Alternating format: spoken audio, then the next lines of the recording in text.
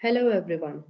आज का आपका पेपर 2 का जो टॉपिक लिखना था, आपको लिखना था वन नेशन वन पुलिस के बारे में। आर्गुमेंट राइटिंग था आप लोगों के लिए, बट लिखा किसने है? 15 बच्चों में से वैशाली ने लिखा है, ठीक है, और सिर्फ मिथुन ने लिखा है। बाकी बच्चों की कॉपीज कहाँ हैं, कोई अता पता नहीं। तुम लोग अभी तक दीपावली ही मना रहे हो ना, मनाते रह जाओगे ऐसे तो ठीक है। यही मनेगी फिर नेक्स्ट भी दीपावली आप लोगों की। तो चलो एक बार पुलिस रिफॉर्म के बारे में हम लोग बात कर लेते हैं, क्या चीज है ये, कैसे सारी चीजें इसके बारे में स्टार्टिंग से बात करते हैं। थोड़ा एक ओवरव्यू लेते हैं इस चैप्टर का, इस टॉपिक का। Police reforms are still an unfinished task. आप इंट्रोडक्शन में क्या लिख सकते हो? अब जैसे मिथुन ने इंट्रोडक्शन में क्या लिखा है, मिथुन ने इंट्रोडक्शन में एक स्टैंड ले लिया उसका प्रॉपर। उन्होंने डायरेक्ट लिख दिया कि जो ये पुलिस रिफॉर्म्स है ये बहुत अच्छे होने वाले हैं। आप लोगों को बताया गया था कि कोई भी एक तरफ आपको बायस्ड नहीं होना है, ठीक है। आप ये चीज कंक्लूजन में बता सकते हैं, ठीक है। लेकिन अगर किसी भी चीज की तरफ आप डायरेक्टली स्टार्टिंग में ही बायस्ड हो गए, आपने इंट्रोडक्शन में ही वो चीज दिखा दी कि आप इस चीज के लिए थोड़ा सा बायस्ड हो चुके, तो आपका आंसर राइटिंग में भी आर्ग्यूमेंट जब आप लिखोगे तो फेवर में आपके पॉइंट्स ज्यादा मिलने वाले हैं। दैट्स वाई आपने वो क्लियरली उसका एक स्टैंड ले लिया।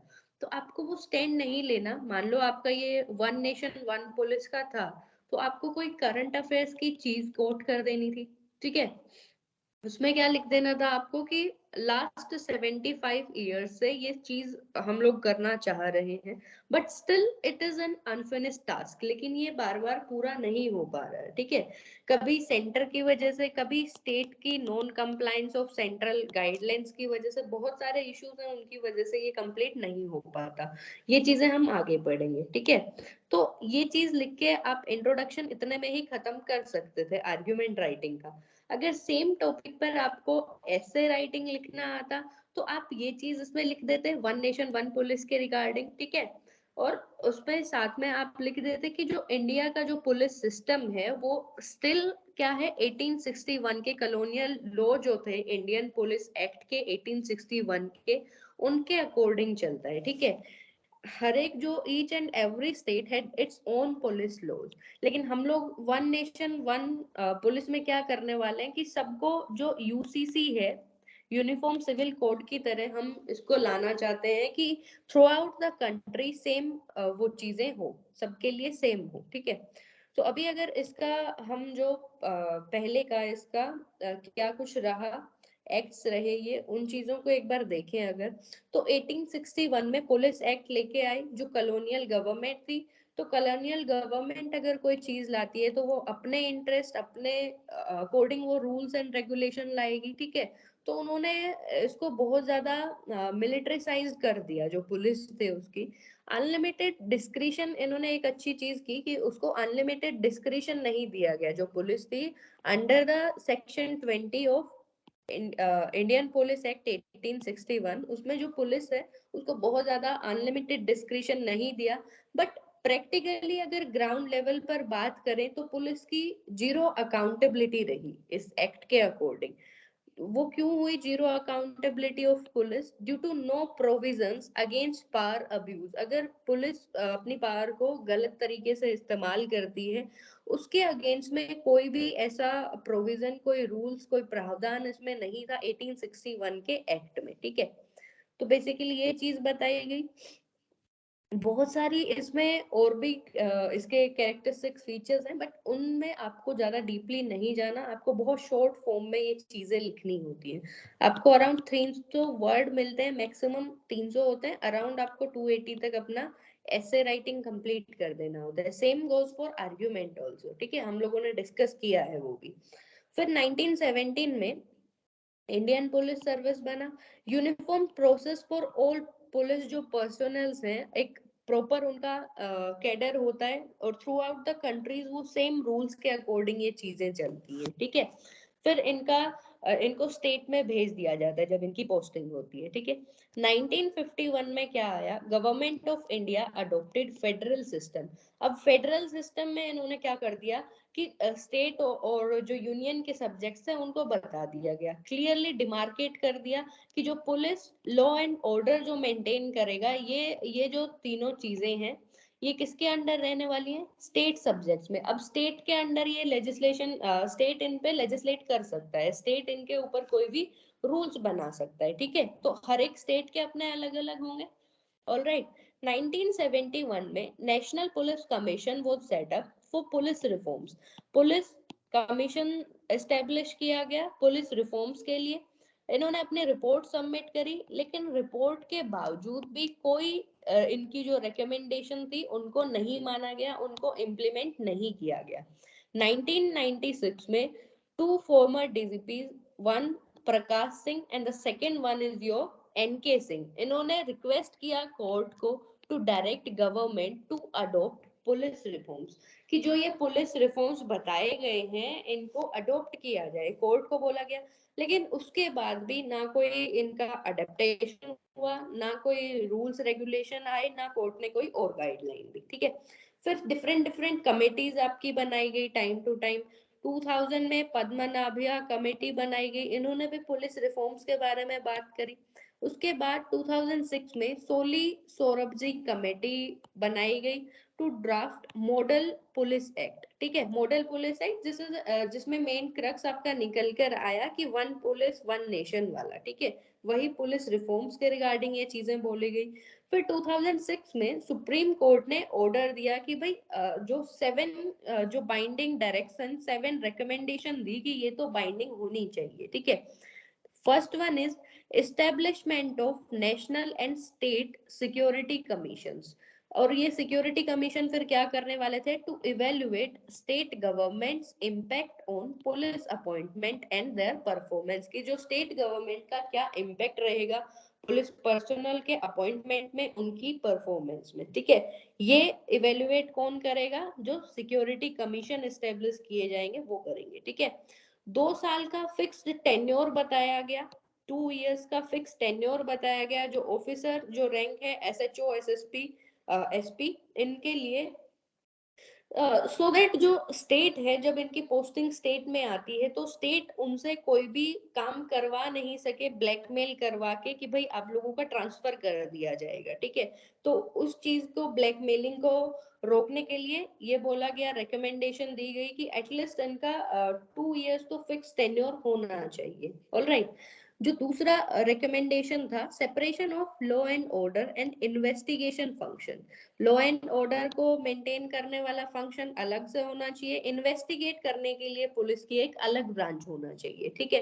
Fourth one, establishment of police established board, ठीक है। पुलिस एस्टेब्लिशमेंट बोर्ड जो कि डील करेंगे जो पर्सनल से उनकी पोस्टिंग के लिए, प्रमोशन के लिए, उनके ट्रांसफर्स के लिए, इनके अंडर ये सारी चीजें होंगी, ठीक है।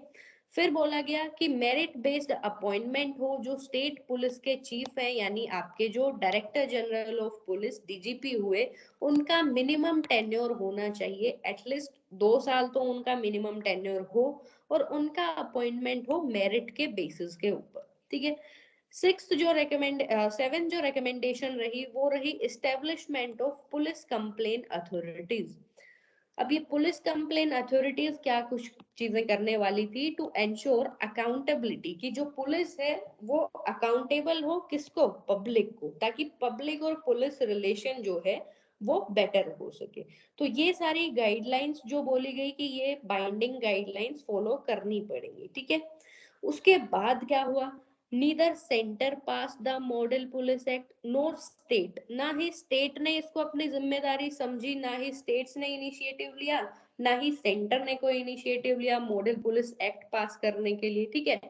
इसकी बजाय, बकायदा ये करने की बजाय क्या कर दिया स्टेट्स ने, अपने अपने डिफरेंट डिफरेंट एक्ट्स ले आए वो, जो कि ये जो मॉडल पुलिस एक्ट था इससे, इसके प्रोविजन से बहुत ही डिफरेंट डिफरेंट इनके प्रोविजंस हो गए, ठीक है। तो सब स्टेट्स ने बीच में ये चीजें कर दी। उसके बाद जो सोलिसिटर जनरल हरीश साल्वे ने कंटेम्प्ट का केस पिटिशन फाइल करी, but supreme court didn't issued contempt notices to any state. लेकिन सुप्रीम कोर्ट ने क्या किया कि ये जो जिन स्टेट्स ने ये डिफरेंट एक्ट्स ला दिए अपने अपने, उनके अगेंस्ट कोई कंटेम्प्ट का नोटिस इशू जारी नहीं किया। ये सारी चीजें हो गई। चलो, उसके बाद हम लोग देखते हैं अभी मेन जो आपका वन नेशन वन पुलिस का आपको क्या नीड हो सकती है इसकी। ठीक है, the need of one nation one police. ठीक है, ये हम लोग पढ़ने वाले हैं, जो आपको अपनी आर्ग्यूमेंट राइटिंग में लिखना था। वो सारी चीजें जो हम प्रीवियस पेज में पढ़कर आए हैं, वो चीजें हैं जो आप उनको कहाँ इनकलकेट कर सकते हो। ऐसे राइटिंग अगर सेम टॉपिक पर आ जाता तो आप उसमें थोड़ा सा उसका हिस्टोरिकल बैकग्राउंड बता देते, प्लस जो करंट का सिनेरियो है वो बता देते आप। टिल 2006 जो इन सब चीजों पर मुद्दे चले, जो रिकमेंडेशन आई, वो सब आपको ऐसे राइटिंग में बताना था। ऑल राइट, चलो अभी हम लोग देखते हैं जो one nation one police, one N one P, इससे आप लोग समझ जाना, जहां भी आगे यूज होगा that stands for one nation one police. तो इसकी जरूरत हम लोगों को क्या पड़ी? जो पुलिस का स्ट्रक्चर है, जो अभी हम लोगों ने पढ़ा, 1861 के पुलिस एक्ट के अकॉर्डिंग चलता है। कॉलोनियल रूल, जो इंपेरियल पावर ने जो ये रूल बनाया था, उन्होंने ये सारी चीजें क्रिएट करी थी। आज हम इतने मॉडर्नाइज हो चुके कि ये जो सारे जो पीछे के पुराने इंपेरियल पावर्स के जो रूल्स रेगुलेशन है, उन्हीं के अकॉर्डिंग चलना थोड़ा सा एक डेमोक्रेटिक जो एस्पिरेशन है सिटीजन्स की, उनको मीट नहीं कर पाता, जो आज के टाइम की एस्पिरेशंस है। ठीक है, तो ये चीजें हो गई, इसलिए हम लोगों को ये जो पुराना जो रूल है इसको हटा देना चाहिए। एक जो मॉडल पुलिस कोड जो एक्ट है वो लाना चाहिए। ठीक है, अभी रिसेंट के अगर एग्जांपल्स की बात करें जो न्यूज में चली, वो चीजें क्या है, जो स्टेट लेवल पर पुलिस है उनकी क्या क्या खामियां रही है। तो जो मुंबई के पुलिस कमिश्नर है, Mumbai police commissioner accused state home minister of using police as an instrument of extortion, की पुलिस जो फोर्स है उसको एक्सटोर्शन के लिए यूज किया गया। ठीक है, it is a kind of personal use, कि ये जो पॉलिटिशियन हो गए उनके लिए एक पर्सनल आर्मी बनकर रह गई जो स्टेट पुलिस है। ठीक है, वन नेशन वन पुलिस से हम लोग क्या कर सकते हैं कि all out through out the India एक ही रूल रेगुलेशन होगा हर किसी के लिए, तो पुलिस फोर्सेस को इस तरीके से कोई एक्सप्लॉइट नहीं कर पाएगा। वेस्ट बंगाल का अगर हम केस देखें, पुलिस जो है म्यूट स्पेक्टेटर बनकर देखती रही जो इलेक्शन के ड्यूरिंग जो वायलेंस हुआ था। ठीक है, सेंटर को जो सेंटर के जो पार्टी के एमएलएज है, centre had to give special protection to its parties MLAs.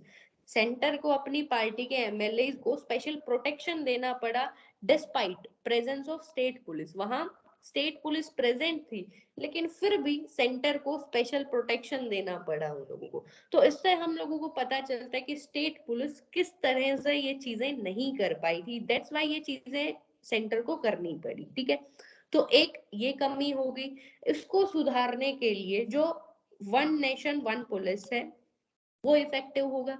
फिर दूसरा, every state have different police act. अब इतने सारे पुलिस एक्ट हैं, बट ऑलमोस्ट ये इनमें कुछ चीजें कॉमन में हैं, जैसे आपका 1861 वाला पुलिस एक्ट के अंडर वाले सारे रूल्स ये लोग फॉलो करते हैं, सब स्टेट्स वाले।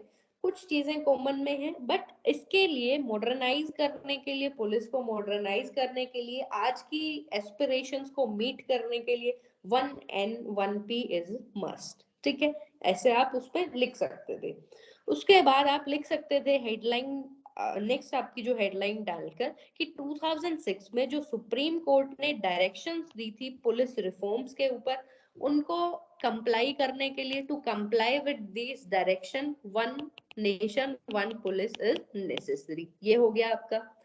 ठीक है, फिर आप लिख सकते थे कि जो पॉलिटिशियन पुलिस और क्रिमिनल नेक्सस है, जो अभी डिफरेंट डिफरेंट स्टेट पुलिस है उसमें क्या होता है कि एग्जीक्यूटिव के ऑर्डर के अंडर चलती हैं वो, तो executive is able to abuse police powers and use it for political interest, अपने पॉलिटिकल इंटरेस्ट, अपना उल्लू सीधा करवाने के लिए ये लोग उसको यूज कर लेते हैं, ठीक है। तो वो चीज हम लोग रोक सकते हैं किससे, 1N1P से, ठीक है। रिजल्ट क्या होता है ये सब चीजें करवाने का, बायस्ड परफॉर्मेंस बाय पुलिस, बायस होके वो काम करेंगे, जब वो पॉलिटिकल उससे इन्फ्लुएंस होगा कोई पुलिस वाला तो वो उसी के फेवर में काम करेगा, तो बायस्ड रिपोर्ट आएंगी फिर। ऑलराइट, उसके बाद ओवरबर्डन या फिर आप बोल सकते हो अनडिस्टाफ्ड पुलिस फोर्स। तो 2000 की रिपोर्ट 2016 की रिपोर्ट्स की बात करें तो स्टेट फोर्सेस जो हैं उनमें 24% वैकेंसीज हैं, ठीक है। इतनी वैकेंसीज, वैकेंट सीट पड़ी है 24%, ठीक है, लाखों में होंगी ये अगर नंबर की बात करें। सेंट्रल में 7%। और जो पुलिस पर्सनल है 1 लाख 137 पुलिस वाले हैं आपकी 1 लाख पॉपुलेशन के लिए, 1 लाख बंदों के ऊपर सिर्फ 137 पुलिस वाले हैं, जो कि एक बहुत अनसेटिस्फैक्टरी डेटा है, ठीक है। और इस चीज का रिजल्ट क्या होगा, जब इनके पास वर्किंग आवर्स ज्यादा होंगे, स्टाफ कम होगा, ठीक है, और काम बहुत सारा पेंडिंग होगा, तो अनसेटिस्फैक्टरी वर्किंग रिजल्ट आपको देखने को मिलेगा। फिर उसके बाद नेक्स्ट आता है, और ये चीज किससे हम लोग सही कर सकते हैं, 1 नेशन 1 पुलिस से। नेक्स्ट आता है lack of adequate representation of women. Only 7% जो पूरी पुलिस फोर्स है उसपे जो रिप्रेजेंटेशन है वुमेन का 7% वो कंस्टिट्यूट करती है, ठीक है। और वुमेन के इश्यूज बहुत ज्यादा पेंडिंग है, तो चाहिए हमें कि वुमेन को बहुत ज्यादा लेवल पर फोर्सेस में लिया जाए, ठीक है। ग्रीवेंसेस अगेंस्ट पुलिस पर्सनल, ठीक है। पुलिस जो है वो सिटीजन फ्रेंडली नहीं है, बहुत सारे केसेस में ऐसा देखा गया। क्यों? क्योंकि अनलॉफुल अरेस्ट होते हैं, टॉर्चर वाइल इन कस्टडी, अगर पुलिस की कस्टडी में है तो वहां टॉर्चर किया जाता है, कस्टोडियल रेप्स और डेथ के भी इंस्टांसेस हम लोगों ने बहुत देखे हैं। तो ये सारी चीजों को रेगुलेट करने के लिए अगर 1 नेशन 1 पुलिस लाया जाता है तो सब जगह एक सेम रूल कोड फॉलो होगा, लाइक एज यूसीसी, ठीक है। Lack of professionalism, power abuse का क्या चीजें हो सकती है, यही सारी चीजें कि वो अपने पावर का गलत उपयोग करते हैं जो पुलिस वाले हैं, तो वो सब भी हम काउंटर कर सकते हैं नए रूल के साथ। दूसरा फिर आता है वर्किंग कंडीशन, बहुत ही सीवर वर्किंग कंडीशन है। 14 आवर्स ए डे, 14 घंटे इन लोगों को काम करना पड़ता है, वीकडेज में भी कोई ऑफ नहीं होता। और अगर यूएन के अकॉर्डिंग जो रिकमेंडेशन है 222 पुलिस पर्सनल होने चाहिए आपके 1 लाख पॉपुलेशन के लिए, ठीक है। और अभी अगर हम बात करें तो अराउंड हम लोगों के पास है 181, और 2016 का हमने डेटा देखा था उसमें थे 137। और बताया गया कि जो 30% शॉर्टेज है, पुलिस जो पर्सनल है उनके पास इंफ्रास्ट्रक्चर भी नहीं है, और 30% शॉर्टेज है व्हीकल्स का, ठीक है। फिर नेक्स्ट एक क्या इशू हो सकता है जिसको हम इसमें टैकल कर सकते हैं नई पॉलिसी के अकॉर्डिंग, स्टेट गवर्नमेंट के पास पावर है तो अनलिमिटेड कंट्रोल कर सकती है ये पुलिस को। रिजल्ट क्या होता है, police act as a private army of politician, जब स्टेट उसको रेगुलेट करता है, उसके रूल्स बनाता है, तो जो स्टेट में जो पुलिस है वो उस पॉलिटिशियन के लिए एक प्राइवेट आर्मी, प्राइवेट बॉडीगार्ड बन के रह जाती है, और जो उसको काम करना है वो चीजें नहीं कर पाती। तो ये सारी चीजें हम 1 नेशन 1 पुलिस से हम इनको कुछ हद तक ठीक कर सकते हैं, ठीक है। उसके भी कुछ चैलेंजेस होंगे, वो भी हम लोग पढ़ेंगे। अभी अगर प्रोविजन कुछ देखें तो आर्टिकल 252 जो कॉन्स्टिट्यूशन ऑफ इंडिया का है वो कहता है कि पार्लियामेंट को वो पावर प्रोवाइड करता है कि अगर 2 या 2 से ज्यादा स्टेट्स उसको रिक्वेस्ट करें, उसको कंसेंट दे, तो पार्लियामेंट उस स्टेट सब्जेक्ट पर लेजिस्लेट कर सकता है, रूल रेगुलेशन बना सकता है। ऑल राइट, तो इसके अकॉर्डिंग ये सारी चीजें चेंज करनी पड़ेंगी कि जो पुलिस है उसको स्टेट सब्जेक्ट से हटाकर कंकरेंट लिस्ट में डाल दिया जाए, ताकि दोनों ये उस पर सेंटर और स्टेट लेजिस्लेशन बना सके उस पर, ठीक है। ये चीजें हम लोग कर सकते हैं। उसके बाद हम लोग देखते हैं police act drafting committee. Established after 2006, supreme court की डायरेक्शन जब मिली, ठीक है, by ministry of home affairs, gave model police act 2006 वाला मॉडल पुलिस एक्ट के बारे में इन्होंने बताया कि ऐसे ऐसे ये चीजें होनी चाहिए। Government of India should have enacted a law to create uniform police structure across India, कि गवर्नमेंट ऑफ इंडिया को एक यूनिफॉर्म पुलिस स्ट्रक्चर करने के लिए मॉडल पुलिस एक्ट में बताया गया था कि ये चीजें करनी पड़ेंगी। अब इस चीज का हम अगर चैलेंजेस देखें तो चैलेंजेस क्या कुछ आ सकते हैं जो आपका वन नेशन वन पुलिस को इम्प्लीमेंट करने में। सबसे पहले तो there will be issue of drafting. Issue of drafting मतलब कि जैसे अभी तक सेंटर के इन डिसीजंस की वजह से कोई भी जो मॉडल पुलिस एक्ट 2006 वाले लॉज हैं वो पास नहीं हो पाए, ठीक है, कोई प्रॉपर गाइडेंस नहीं दी इस बारे में, ठीक है, कोई सेंटर ने कोई रूल रेगुलेशन कोई प्रॉपर नहीं निकाले कि सेवरल जो स्टेट्स हैं उनको कैसे चीजें करनी चाहिए। एक और क्या इशू हो गया कि जो डिफरेंट स्टेट्स हैं उन्होंने अपने अपने पुलिस एक्ट लागू कर दिए। जब सुप्रीम कोर्ट ने गाइडलाइन दी कि मॉडल पुलिस एक्ट वाला 2006 वाले रिफॉर्म्स लाने चाहिए, तब स्टेट्स ने डिफरेंट डिफरेंट अपने रूल्स लाकर रख दिए, ठीक है। तो एक तो ये हो गया कि centres in decision, centres absence of guidance centre की तरफ से, ठीक है, और सेवरल स्टेट्स का अपनी अपनी मनमर्जी से करना, बिकॉज जो पुलिस है वो स्टेट सब्जेक्ट है, तो ये एक हिंड्रेंस क्रिएट करता है। इशू ऑफ ड्राफ्टिंग में क्या आता है कि जो स्टेट्स हैं उन सबका सहमति लेना ही एक बहुत बड़ा हेक्टिक प्रोसेस हो जाएगा, बिकॉज इनको अथॉरिटी है कि भाई हमारा स्टेट सब्जेक्ट है तो हम नहीं करने वाले, ठीक है, तो बहुत सारे ये इश्यूज हो जाएंगे।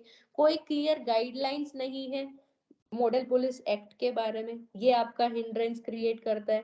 तीसरा हम क्या लिख सकते हैं, लैक ऑफ पॉलिटिकल विल। भाई पॉलिटिकल विल हो तो क्या कुछ नहीं हो सकता, जैसे हम लोग डीपीएसपी में पढ़ते हैं कि एनफोर्सिएबल वैसे तो नहीं है बट पॉलिटिकली इनको बनाया जा सकता है, इनका अगर कोई अगर इनको नहीं फॉलो करे तो उसको पनिश कर दिया जा सकता है फाइन वाइन लगाकर। तो पॉलिटिकल विल से क्या कुछ नहीं हो सकता, सारी चीजें पॉसिबल है, ठीक है।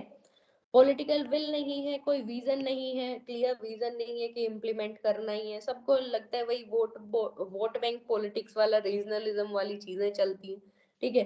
फिर लोकल फैक्टर जो होते हैं, कुछ लोकल इश्यूज होते हैं कि लोकल जो लोग होते हैं उनका होता है कि जो लोकल पुलिस होती है वही उनको ज्यादा बेटर वे में समझ पाती है, ये लोकल लेवल पर ये इश्यूज हो सकते हैं आपके।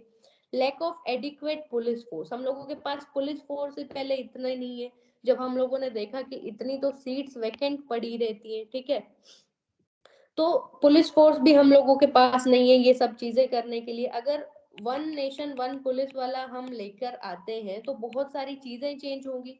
एक तो जो ये जो स्टेट पुलिस है ये अभी तक कॉपी पेन सिस्टम रखती है, ठीक है, तो वो सारा अगर डिजिटलाइज करना है, डिजिटलाइज अगर मान लो वो सारी चीजें करनी है, तो इसके लिए भी एक प्रॉपर टीम होनी चाहिए, ठीक है, जिसको जो वेल नोन हो इन सब के बारे में। एक इंफ्रास्ट्रक्चर भी उस चीज के लिए बहुत ज्यादा लगने वाला है, तो adequate police force plus adequate infrastructure, और जो टेक्नोलॉजिकली सेवी टेक सेवी पुलिस वालों की भी बहुत कमियां हैं, ठीक है, तो ये सारी चीजें। फिर एक चैलेंज इसमें क्या हो सकता है, अगर मॉडर्नाइज करा जाए पुलिस को, ये सारे एक्ट्स और ये सब कुछ इनको ऑनलाइन स्टोर किया जाए, तो आज ही हमने दिन में पढ़ा था साइबर सिक्योरिटी के बारे में, ठीक है, तो ऑनलाइन अगर सिक्योर करते हैं इन सब चीजों को तो डेटा लीक का भी बहुत ज्यादा इश्यू हो सकते हैं, ठीक है। क्रिटिकल इंफॉर्मेशन मान लो किसी क्रिमिनल की स्टोर करी हुई है, एक प्रॉपर नोडल एजेंसी आपने ये वन नेशन वन पुलिस बना दिया, किसी का एक हो गया क्रिमिनल का रिकॉर्ड उसमें लगा लिया, ठीक है, तो उसके बाद क्या हुआ, मान लो प्राइवेसी ब्रीच हो गई, कोई ऐसी ये जो क्रिटिकल इंफ्रास्ट्रक्चर है और इसमें मान लो कोई वायरस से किसी ने ये चीजें खराब कर दी, ठीक है, तो उसके बाद वो उस क्रिमिनल की सारी डिटेल्स वो भी सब कुछ जब एक ही जगह उसमें स्टोर है तो उसको भी मैनिपुलेट कर सकते हैं, तो ये इशू आ सकता है आपका इसमें डिजिटलाइजेशन और उनमें करने में। फिर आता है कि अंडरमाइन कोऑपरेटिव फेडरलिज्म, क्योंकि जो पुलिस है एक स्टेट सब्जेक्ट है, सेंटर और स्टेट के बीच अगर ऐसा कुछ हुआ तो बार बार इन लोगों के बीच में आपस में एक दूसरे के अगेंस्ट जो पॉइंट्स हैं वो देखने को मिलेंगे, आर्ग्यूमेंट्स आपको देखने को मिलेंगे, and that will eventually undermine the cooperative federalism spirit of our country. फिर लिंग्विस्टिक बैरियर्स, अभी मान लो आईपीएस कोई है, फिर उसके बाद उसको स्टेट कैडर मिल जाता है, उसके बाद वहाँ अडेप्टेबिलिटी में थोड़ा सा इश्यू आता है, लोकल कल्चरल जो नॉर्म्स है वो बहुत ज्यादा डिफरेंट होते हैं, तो वो सारी चीजें एक समझने में टाइम लगता है, तो ये सब चीजें हम लोग लिंग्विस्टिक बैरियर्स देखने को मिल सकते हैं। फिर प्लूरलिटी एंड डाइवर्सिटी, जो हमारी कंट्री की जो डाइवर्सिटी है, जो हम लोग बोलते हैं यूनिटी इन डाइवर्सिटी, तो वो डाइवर्सिटी बहुत ज्यादा डाइवर्स बैकग्राउंड से लोग रहते हैं, कोई ट्राइबल्स हैं, कोई किसी का कोई और एथनिसिटी है, तो वो सब चीजें थ्रेटन होंगी इस वजह से, because people have more confidence in respective regional laws. अभी जो इतने सालों से चले आ रहे हैं उनको लगता है कि जो स्टेट की उनकी पुलिस है वो बहुत ज्यादा इफेक्टिव है, तो ये डाइवर्सिटी को हार्म कर सकती है, ये वन नेशन वन पुलिस वाली चीजें। ठीक है, ये सारे आप चैलेंजेस में इसमें लिख सकते थे। अभी इसका कंक्लूड करें वे फॉरवर्ड टाइप हम लोग क्या कर सकते हैं, एटलीस्ट ये चीजें वहां तो इम्प्लीमेंट हो, यूटी में तो इम्प्लीमेंट कर सकती है इन चीजों को सेंट्रल गवर्नमेंट, ऑलराइट, और स्टेट्स जो जिनमें सेंट्रल पार्टी के मेंबर्स हैं, सेंट्रल पार्टी के मेंबर्स मीन कि जो सेंटर में जो पार्टी है पावर में, वही जिन स्टेट्स में भी पावर में वही पार्टी के मेंबर्स हैं, एटलीस्ट उन स्टेट्स में तो ये चीजें इम्प्लीमेंट करवाई जा सकती हैं, ताकि पहले उनमें करें, धीरे धीरे स्टेप लेकर फिर नेक्स्ट जो स्टेट्स हैं उनमें भी वो चीजें किए जाए। फिर जो सुप्रीम कोर्ट की जो गाइडलाइंस है उनको बाइंडिंग बनाया जाए, ठीक है, और जो स्टेट जो पुलिस जो सब्जेक्ट है जो स्टेट लिस्ट में है उसको कंकरेंट लिस्ट में लाया जाए, ताकि ये दोनों इस पे लेजिस्लेट प्रॉपरली कर सके। तो ये सब चीजें करके हम एक effective one nation one police हम लोग बना सकते हैं। ठीक है, तो ये था आज का आपका टॉपिक, कुछ और चीजें अगर रह गई, हाँ, ये वही वन नेशन वन पुलिस का आपका पॉजिटिव नेगेटिव एस्पेक्ट्स कुछ इसमें लिखे हैं कि पॉजिटिव पॉइंट्स क्या होंगे, it will automatically invalidate state provision which are against central laws.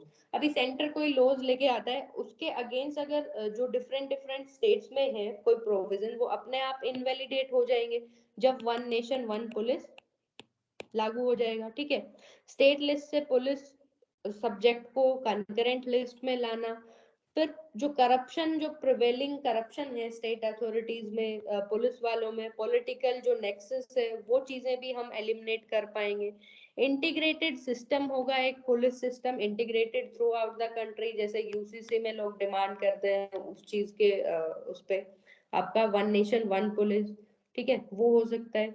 Better protection of data in single framework, जो हमने बात करी जिसकी कि डेटा ब्रीच भी हो सकता है, अगर इसी का आर्ग्यूमेंट हमको लिखना हो कि हम बेटर प्रोटेक्शन तो कर लेंगे एक सिंगल फ्रेमवर्क में, बट डेटा ब्रीच और थेफ्ट्स के बहुत ज्यादा चांसेस इंक्रीज हो जाएंगे, जो क्रिटिकल इंफॉर्मेशन और इंफ्रास्ट्रक्चर है दोनों ही उसमें हार्म हो सकते हैं। ठीक है, क्रिमिनल रिकॉर्ड म्यूटेशन, मतलब उसमें कोई भी चेंज उसका मैनिपुलेशन कर सकते हैं।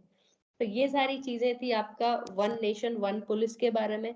आई होप आप सबको समझ आया होगा, चीजें क्लियर होंगी। ठीक है,